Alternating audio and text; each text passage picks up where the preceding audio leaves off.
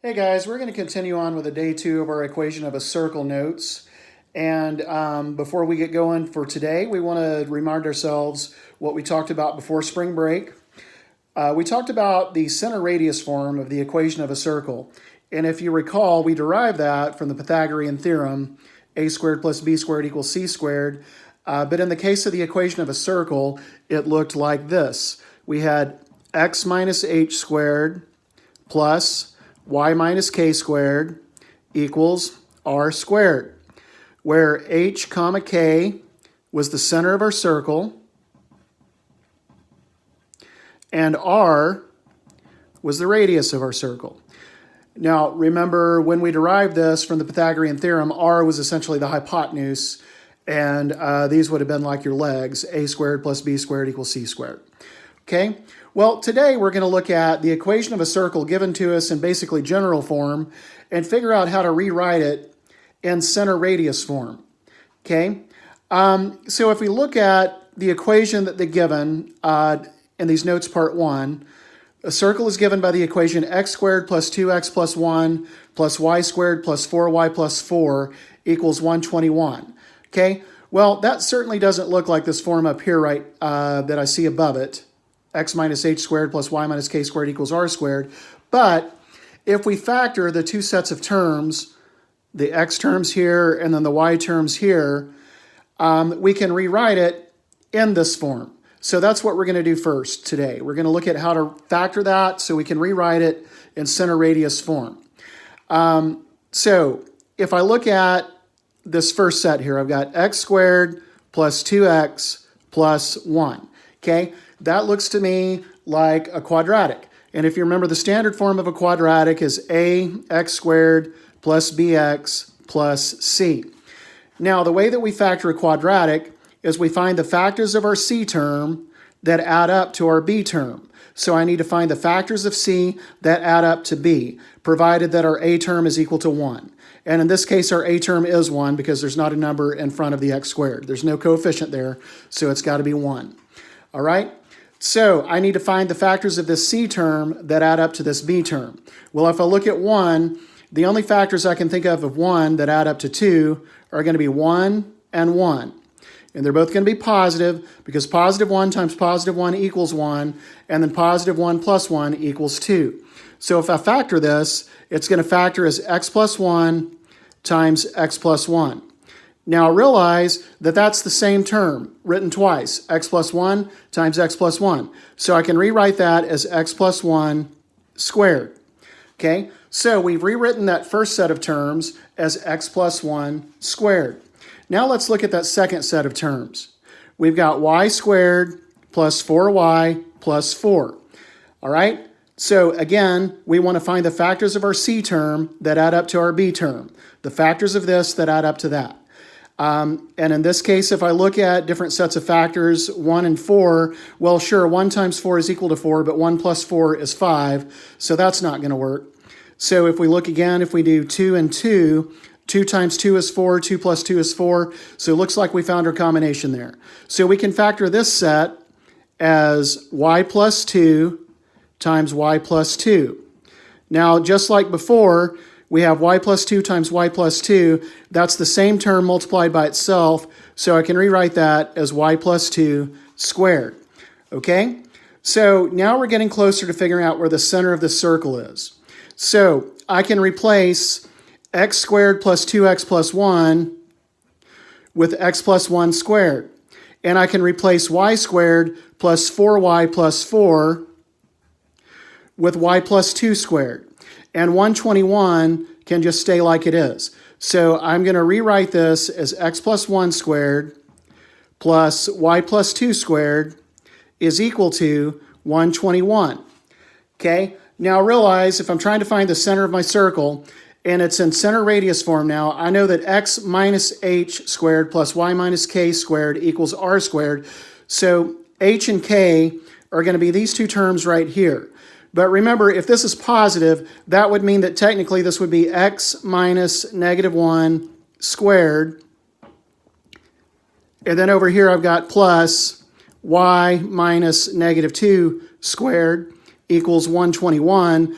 So my h term is actually going to be negative 1, and my k term is actually going to be negative 2 because the two negatives are what would make that positive. These two negatives make that positive. Okay, so the center of my circle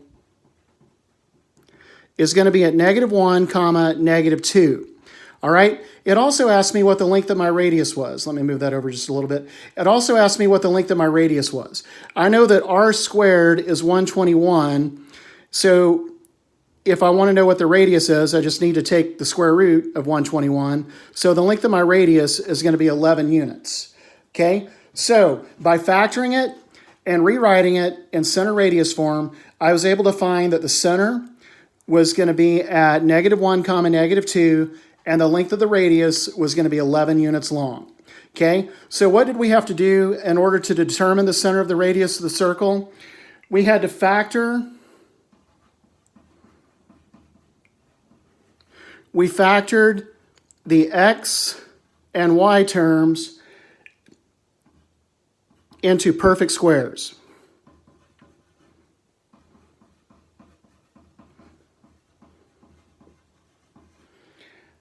Okay, so let's take a look down here at these examples near the bottom of the page where it's asking us to determine if each trinomial is what we call a perfect square trinomial. Because what this ended up being up here, x squared plus 2x plus 1, that's x plus 1 squared. That's a perfect square trinomial. Okay? Same with the y terms here. We had y squared plus 4y plus 4. That's y plus 2 squared. That's also a perfect square trinomial. Okay? Perfect square trinomials have a form. Okay? To recognize a perfect square trinomial, they're going to be written in the form a squared plus 2ab plus b squared. So your first term has to be a perfect square, your last term has to be a perfect square, and your middle term has to be twice the square root of the first term times the square root of the last term. So that's the pattern of a perfect square trinomial. And that would factor as a plus b squared. Now, if this were a negative in the middle, if it were a squared minus 2ab plus b squared, that would factor as a minus b squared. Okay, those are both generic forms of perfect square trinomials. You see if the first term is squared, the last term is squared. If you take the square root of the first term, multiply it by the square root of the last term, and then multiply that by 2, that would make it a perfect square trinomial, and it would factor as the square root of the first term plus the square root of the last term squared, or if it's negative in the middle, it would be the square root of the first term minus the square root of the last term squared. So let's see if these examples down here are perfect square trinomials. So x squared is a perfect square of x. 36 is a perfect square of 6. If I take 6x, multiply it by 2, I get 12x. So it does fit the pattern of a squared plus 2ab plus b squared, okay? If x squared is a squared, then a would just be the x term. If b squared is 36, then b would just be 6. And then 6x times 2 would be 12x. So yes, this would factor as, and that's a positive, so it'd factor as x plus 6 squared. Okay, so yes, that's a perfect square trinomial. So we went ahead and factored it. All right, now let's look at this second example here. Example B. I've got the square root of x squared is x, okay? The square root of 49 is 7. All right, now in the middle here I got negative 14, okay? Remember, technically speaking, when you take the square root of a positive number, it could be plus or minus. So if you square negative 7, it gives you positive 49. If you square positive 7, it gives you positive 49. So in this case, if I multiplied x by negative 7, I would get negative 7x. And then if I multiplied that by 2, I would get negative 14x. So this fits the pattern a squared minus 2ab plus b squared. Okay, so this is a perfect square trinomial. The only difference is you've got a negative in the middle instead of a positive. So this is going to factor as x minus 7 squared. Okay, x minus 7 squared. So that is a perfect square trinomial. All right, let's look at a couple of other examples here. I've got y squared plus y minus 2. Let's figure out if that's a perfect square trinomial.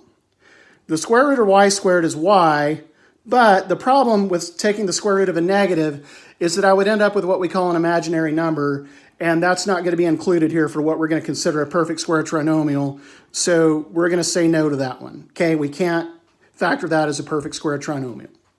All right, let's look at example D here.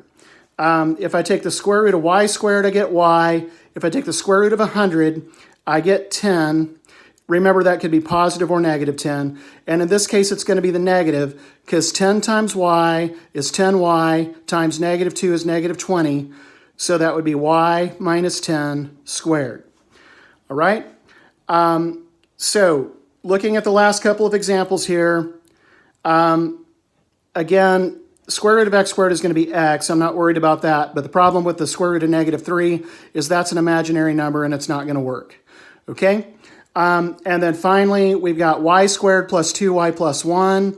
If I take the square root of y squared, it's y. If I take the square root of 1, it's 1. And 1y times 2 is 2y. So that would end up factoring as y plus 1 squared. All right. We'll stop right there for now. Thank you.